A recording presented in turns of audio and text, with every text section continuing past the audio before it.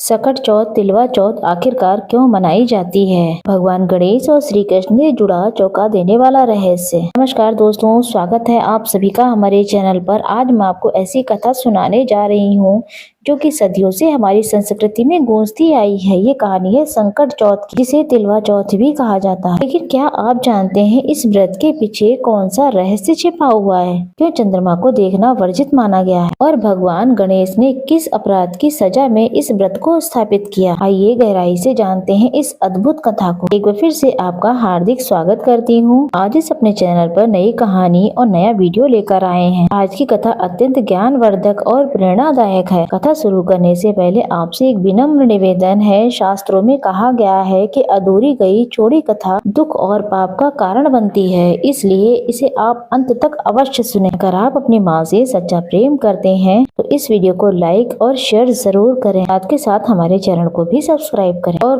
Comment box में जय माँ जरूर लिखकर समर्थन दें। तो आइए शुरू करते हैं आज की इस कथा को। बहुत ही पुराने समय की बात है, जब देवताओं और मनुष्यों के बीच सीधा संवाद हुआ करता था। जब धरती पर सत्य और धर्म का राज था, उस समय स्वर्ग लोक में एक भव्य सभा आयोजित की गई थी। इंद्रदेव के दरबार में सभी देवता उपस्थित थे। वरुण, अग्नि, वायु, सूर्य और चंद्रदेव सहित सभी लोग अपने अपने आसन पर विराजमान थे। उस दिन विशेष उत्सव था। उस दिन देवराज इंद्र ने सभी देवताओं को आमंत्रित किया था। सभा में हंसी खुशी का माहौल था। अमृत की धाराएं बह रही थी, अप्सराएं नृत्य कर रही थी और गंधर्व मधुर संगीत बजा रहे थे। तभी वहाँ पर पधारे भगवान श्री गणेश, विघ्नहर्ता, प्रथम पूज्य। उनके आने से पूरी सभा में एक दिव्य तेज फैल गया। सभी देवता खड़े होकर उनका स्वागत करने लगे। भगवान गणेश ने सबको आशीर्वाद दिया और अपने आसन पर विराजमान हो गए। अब यहाँ पर हम बात करेंगे चंद्रदेव की। चंद्रमा जिनकी शीतल किरणें जो कि रात को दिन बना देती हैं, जिनके सौंदर्य की तुलना में कभी अपनी प्रेमिकाओं के मुख की उपमा देते हैं, जो कि 16 कलाओं से परिपूर्ण है, वही चंद्रदेव। लेकिन उनके हृदय में एक विकार पनप रहा था कि हाँ, सौंदर्य का अहंकार। जब सारा संसार उनकी सुंदरता की प्रशंसा करता तो उनका मन बहुत ज्यादा गर्व से भर जाता। वे सोचते इस सृष्टि पर उनसे सुंदर कोई नहीं है। जब भगवान गणेश सभा में पधारे, चंद्रदेव ने उन्हें देखा। गणेश जी का विशाल शरीर, उनका लंबोदर पेट, उनकी सूंड और उनके बड़े बड़े कान। चंद्रदेव के मन में एक विचार आया, वो भी गलत विचार।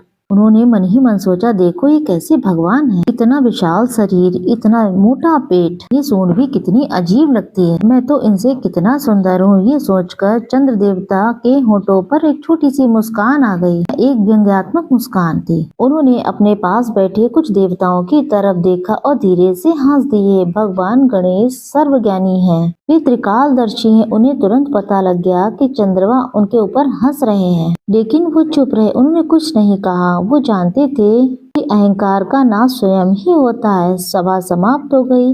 सभी देवता अपने अपने धाम चले गए, लेकिन चंद्रदेव के मन में अहंकार और भी ज्यादा बढ़ गया। उन्हें लगा कि उन्होंने बहुत बड़ा काम किया है। वे अपने आप पर बहुत ज्यादा गर्व महसूस कर रहे थे। कुछ ही दिन बीते थे। एक दिन गणेश जी अपने वाहन मूषक पर सवार होकर कहीं जा रहे थे। रात का समय था, पूर्णिमा की रात थी। चंद्रमा अपनी पूर्ण चमक के साथ आकाश में चमक रहा था। गणेश जी प्रसन्न थे। उन्होंने बहुत सारे मोदक खाए थे। उनका पेट पूरी तरीके से भरा हुआ था। वो अपने मूषक पर बैठे हुए मस्ती से आगे बढ़ रहे थे। अचानक क्या हुआ, रास्ते में एक सांप आ गया। मूषक सांप को देखकर डर गया। वो अचानक से उछल पड़ा और गणेश जी का संतुलन बिगड़ गया और भगवान गणेश जी नीचे गिर गए। उनका पेट इतना ज्यादा भरा हुआ था कि गिरने से उनके पेट में बहुत ज्यादा चोट लगी। उनका पेट फट गया, सारे मोदक बाहर निकलकर बिखर गए। ये देखकर गणेश जी को बहुत ज्यादा पीड़ा हुई, लेकिन वो तो भगवान थे। उन्होंने तुरंत उस सांप को उठाया और उसे अपने कमर में बांध लिया।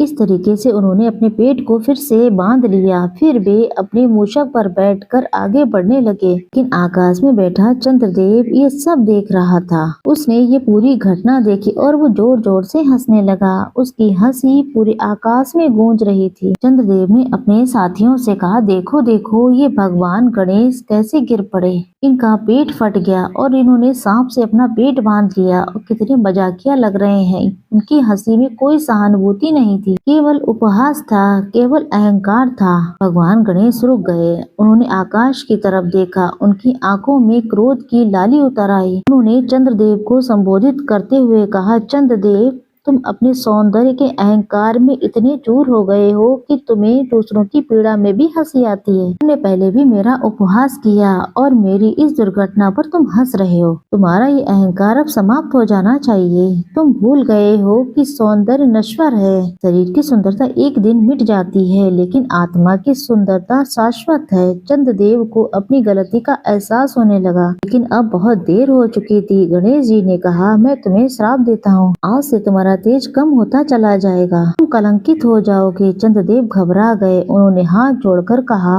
भगवान, मुझसे गलती हो गई, मुझे क्षमा कीजिए। मैं अहंकार में अंधा हो गया था, कृपया आप श्राप वापस ले लीजिए। गणेश जी बोले, चंद्रदेव, श्राप तो अब पूर्ण हो ही चुका है। तुम्हारे पश्चाताप को देखकर इसे थोड़ा कम कर सकता हूँ। तुम पर जो भी भद्र तिथि पर नजर डालेगा उसे झूठा कलंक लगेगा, उसे संकट का सामना करना पड़ेगा। अगर कोई मनुष्य उस दिन व्रत रखेगा, मेरी पूजा करेगा और तुम्हारी ओर नहीं देखेगा तो इस श्राप से बच जाएगा। चंद्रदेव ने कहा, भगवान, ये भद्रा तिथि क्या है? गणेश जी बोले, ये वो तिथि है जब चंद्रमा और सूर्य के बीच में एक विशेष स्थिति बनती है। ये तिथि अशुभ मानी जाती है। इस दिन जो भी तुम्हें देखेगा उस पर तुम्हारे अहंकार का प्रभाव पड़ेगा और उसे कलंक लगेगा, लेकिन जो इस दिन व्रत रखेगा और जो मेरी पूजा करेगा, जो चंद्रमा की ओर नहीं देखेगा, उन सभी संकटों से वो मुक्त हो जाएगा। इसलिए इस व्रत का नाम होगा संकट चौथ, क्योंकि ये संकटों को दूर करता है। चंद्रदेव ने सर झुकाकर कहा, जैसी आपकी आज्ञा भगवान। लेकिन ये कहानी यहाँ पर खत्म नहीं होती। इस व्रत का महत्व एक और कथा से में पता लगता है, जो भगवान श्री कृष्ण के जीवन से जुड़ी हुई है। द्वापर युग में भगवान श्री कृष्ण जब पृथ्वी पर अवतरित थे, द्वारका में एक राजा थे, सतराजित। उनके पास एक अद्भुत मणि थी। ये मणि इतनी चमकदार थी, हजारों दीपकों के बराबर प्रकाश देती थी। इस मणि में ये शक्ति थी, ये रोज 8 भार सोना देती थी। सतराजत को इस मणि पर बहुत गर्व था। एक दिन श्री कृष्ण ने उनसे कहा कि इस मणि को राजकोष में रख दिया जाए ताकि इसका उपयोग प्रजा के हित में हो सके, लेकिन सतराजत ने मना कर दिया। उन्हें अपनी मणि से इतना लगाव था कि वो किसी को देना नहीं चाहते थे। श्री कृष्ण को उनका ये अहंकार दिख गया। उन्होंने कुछ नहीं कहा। कुछ समय के बाद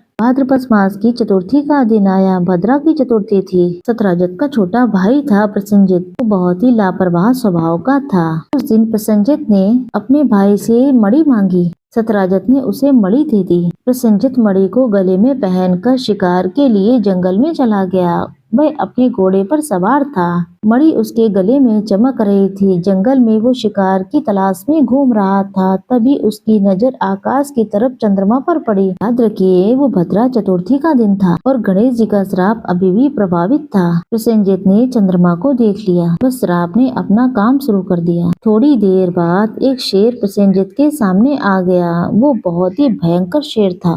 उसने प्रसेनजित पर हमला कर दिया। प्रसेनजित का घोड़ा भाग गया और शेर ने प्रसेनजित को मार डाला। शेर ने देखा प्रसेनजित के गले में एक चमकदार मणि है। उसने वो मणि उठाई और अपनी गुफा की ओर चला गया। जंगल में एक गुफा में रहते थे जामवंत। वो भगवान राम के परम भक्त थे। त्रेता युग में उन्होंने राम जी की सेवा की थी। अब द्वापर युग में भी वो जीवित थे। जामवंत बहुत ज्यादा शक्तिशाली थे। उन्होंने देखा कि एक शेर उनकी गुफा के पास गुजर रहा है और उसके मुंह में एक चमकदार मणि है। जामवंत ने सोचा ये मणि उनके छोटे बच्चों के खेलने के काम आएगा। उन्होंने शेर से युद्ध किया, शेर को मार डाला, मणि को अपनी गुफा में ले आए। उन्होंने वो मणि अपनी पुत्री जामवंती को दे दी। जामवंती बहुत ही सुंदर थी। वो मणि को लेकर बहुत खुश हुई। वो उससे खेलने लगी। अब द्वारका में क्या हो रहा था?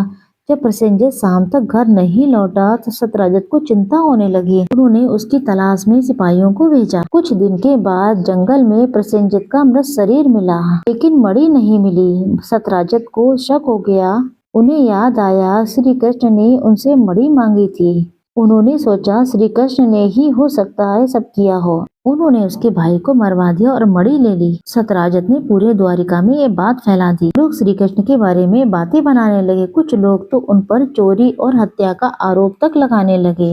श्री कृष्ण को ये बात पता लगी तब उन्हें बहुत दुख हुआ। उन्होंने सोचा कि उन्हें अपना नाम साफ करना होगा। वो जानते थे उन्होंने कुछ नहीं किया है, लोग उन पर विश्वास नहीं कर रहे थे। श्री कृष्ण ने फैसला किया वो खुद ही चमंतक मणि की तलाश करेंगे। वे जंगल में गए। उन्होंने प्रसेनजित के मृत शरीर को देखा। फिर उन्होंने शेर के पैरों के निशान देखे। वे उन निशानों का पीछा करते हुए आगे बढ़े। तब उन्होंने देखा कि शेर भी मरा पड़ा है। वहां से भालू के निशान दिखाई दिए। श्री कृष्ण उन निशानों का पीछा करते हुए एक गुफा में पहुंचे। गुफा के बाहर उन्होंने देखा उनके साथ आए सभी सैनिक डर के मारे चले गए। केवल वो अकेले ही रह गए। श्री कृष्ण गुफा में गए। अंदर बहुत ही अंधेरा था।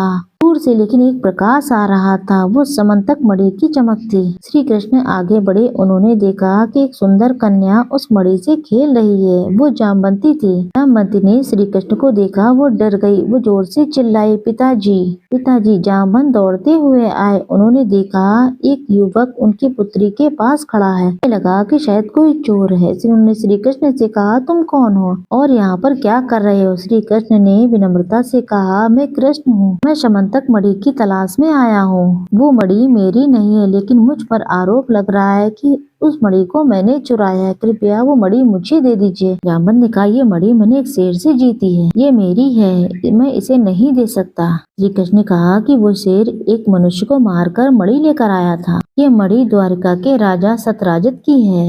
ये मणि मुझे वहाँ लेकर जाना ही होगा। जामवंत को गुस्सा आ गया। उन्होंने कहा कि अगर तुम ये मणि चाहते हो तो पहले मुझसे युद्ध करो। और युद्ध शुरू भी हो गया। ये कोई साधारण युद्ध तो नहीं था। जामवंत बहुत ही ज्यादा शक्तिशाली था।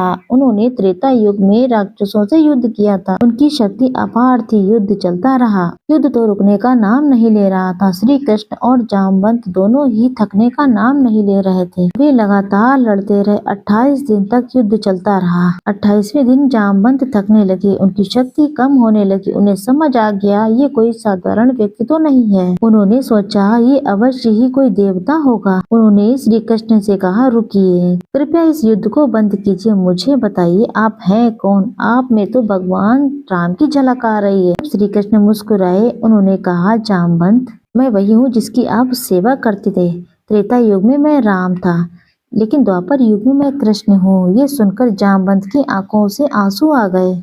उन्होंने श्री कृष्ण के चरणों में गिरकर के कहा कि प्रभु, मैंने आपको पहचाना नहीं। मुझसे बहुत बड़ी गलती हो गई है। मैं आपसे युद्ध करता रहा। श्री कृष्ण ने जामवंत को उठाया और कहा, जामवंत, तुमसे कोई गलती नहीं हुई। तुम तो अपनी संपत्ति की रक्षा कर रहे थे, लेकिन अब समय आ गया है इस मणि को उसके असली मालिक को लौटा दिया जाए। जामवंत ने फौरन ही वो मणि श्री कृष्ण को दे दी। फिर उन्होंने कहा कि प्रभु, मेरी एक विनती है। मेरी पुत्री जामवंती है। वो बहुत ही सुशील है, गुणवान है। क्या आप उससे विवाह करेंगे? श्री कृष्ण ने स्वीकृति दे दी। जामवंत की विवाह में विवाह संपन्न हुआ। जामवंती श्री कृष्ण की पत्नी बन गई। फिर श्री कृष्ण जामवंती को लेकर द्वारिका लौट आए।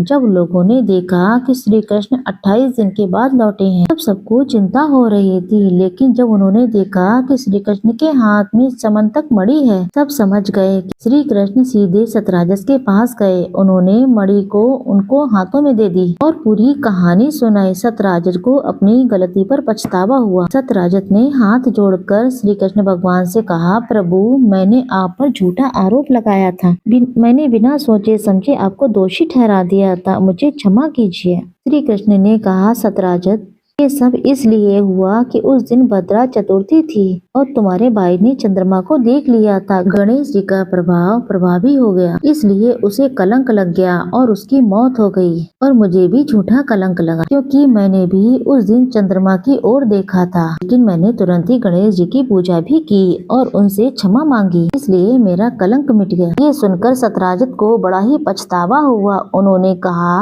हे प्रभु, मैं अपनी इस गलती के लिए आपको क्या दूं? सतराजित की एक पुत्री थी, सत्यभामा, जो कि बहुत ही सुंदर और गुणवान थी। सतराजित ने कहा, प्रभु, कृपया मेरी पुत्री सत्यभामा से विवाह कर लीजिए और ये समंतक मणि भी आप ही रख लीजिए। श्री कृष्ण ने सत्यभामा से विवाह तो कर लिया, लेकिन मणि लेने से मना कर दिया। उन्होंने कहा, ये मणि तुम्हारी है, तुम्हें इसे रखो, लेकिन इसे याद रखना, इसका उपयोग प्रजा के हित में करना। तो अब आप समझ गए होंगे संकट चौथ क्यों मनाई जाती है। ये व्रत जो है गणेश जी के श्राप से बचने के लिए किया जाता है। भाद्रपद और माघ मास की कृष्ण पक्ष की चतुर्थी को ये व्रत रखा जाता है। इस दिन व्रत रखने वाली महिला को चंद्रमा की ओर नहीं देखना चाहिए, क्योंकि चंद्रमा को देखने से झूठा कलंक लग सकता है, संकट आ सकते हैं। लेकिन अगर कोई गलती से चंद्रमा को देख ले तो क्या करे? तो उसे तुरंत ही गणेश जी की पूजा करनी चाहिए, उनसे क्षमा मांगनी चाहिए और शमंतक मणि की कथा सुननी चाहिए। अब मैं आपको बताऊंगी ये व्रत किया कैसे जाता है। सुबह जल्दी उठकर स्नान आदि से निवृत्त हो जाना चाहिए, स्वच्छ वस्त्र धारण कर लेने चाहिए, गणेश जी की मूर्ति या फिर चित्र की स्थापना करनी चाहिए, फिर गणेश जी को पंचामृत से स्नान कराना चाहिए, फिर गणेश जी को वस्त्र अर्पित करने चाहिए, चंदन, फूल, दूर्वा और अक्षत जरूर से चढ़ाने चाहिए। गणेश जी को मोदक का भोग लगाना चाहिए, क्योंकि गणेश जी को मोदक बहुत प्रिय है। फिर धूप, दीप और नैवेद्य अर्पित करने चाहिए। इसके बाद गणेश जी की आरती करनी चाहिए। फिर संकट चौथ की कथा सुननी या फिर पढ़नी चाहिए। पूरे दिन उपवास रखना चाहिए। शाम को चंद्रोदय का समय देखना चाहिए, लेकिन चंद्रमा को देखना नहीं चाहिए।